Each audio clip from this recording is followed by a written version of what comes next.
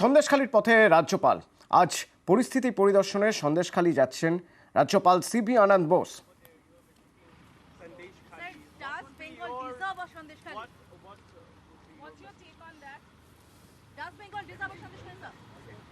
I was in Kerala organizing a week-long Bengal festival there to showcase the best that is there in the culture and heritage of this great land.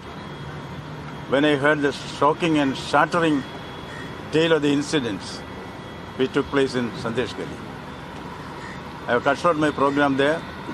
I am going to Sandeshgali to see for myself what is a real Sandesh from the gullies of Sandeshgali.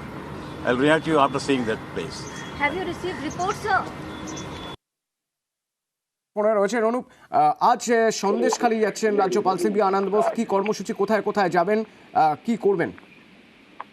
ইতিমধ্যে বিমানবন্দর থেকে CB Ananda Bose রাজ্যপাল তিনি কিন্তু রওনা দিয়েছেন এবং সন্দেশখালীর উদ্দেশ্যে তিনি আসছেন এমনটাই। প্রথমে সন্দেশখালী যখন এসে তিনি পৌঁছবেন ধামাখালী মূলত যে লঞ্চ ঘাট সেখানে কিন্তু আসবেন। তার পরবর্তীতে লঞ্চে করে তিনি সন্দেশখালীর উদ্দেশ্যে একেবারে সরাসরি নৌকা বেরিয়ে লঞ্চে করে কিন্তু রওনা দেবেন। এক্ষেত্রে বলা যায় যে একেবারে রাজ্যপাল শুধু সেখানে রাজ্যপাল সেখান থেকে সন্দেশখালী যে মূলত যেখানে গন্ডগোলের সূত্রপাত ছিল, বেশ কয়েকদিন বিক্ষোভ উত্তাল হয়ে উঠেছিল, যে সমস্ত মহিলারা অভিযোগ করেছিল অত্যাচারিত বলে, তাদের সঙ্গে কথা বলবেন। তার পরবর্তীতে সন্দেশখালী থানায় যাবেন। সন্দেশখালী থানায় কিন্তু সেখানে যেমন পুলিশের সঙ্গে কথা বলবেন, একটি বৈঠক করবেন।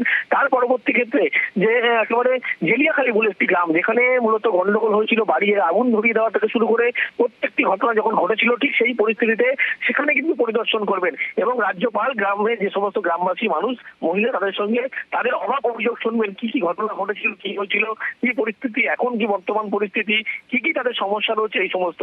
এরই পরবর্তী ক্ষেত্রে একটি বৈঠক হওয়ার কথা আছে। পুলিশের উচ্চপদস্থ আধিকারিক দক্ষিণ চব্বিশ পরগনা জেলার মূলত উত্তর চব্বিশ পরগনা জেলার যে আধিকারিক যেমন আছেন প্রত্যেকের সাথে তারা বৈঠক করবেন পুলিশের পক্ষ থেকে এবং বর্তমান আইন শৃঙ্খলা নিয়েও তিনি বৈঠক করবেন বলে এমনটাই কিন্তু জানতে পারা গিয়েছে। এবং রাজ্যপাল পরবর্তী ক্ষেত্রে সেই গ্রামেই কিন্তু লাঞ্চ করার কথা রয়েছে। তার পরবর্তী নজর থাকবে আমাদের। ধন্যবাদ অনুপ। এদিকে